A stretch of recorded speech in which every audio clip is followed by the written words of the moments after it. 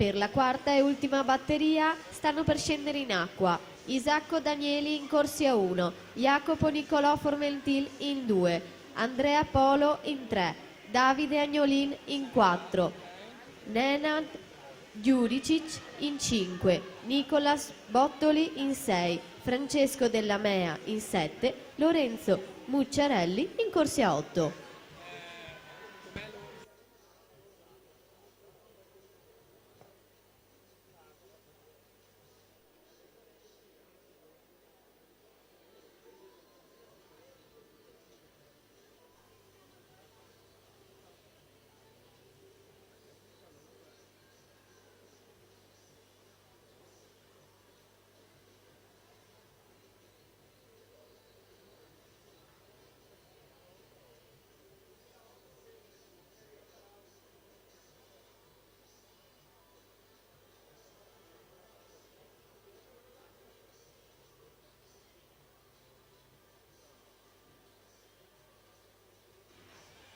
E dunque Farinella in 4, Cendron in 5, molto vicini tra loro in questa terza e penultima batteria dei due stile ragazzi nati 2004. Tempo di riferimento al momento sempre quello di Chiarioni, 2,4 e 13.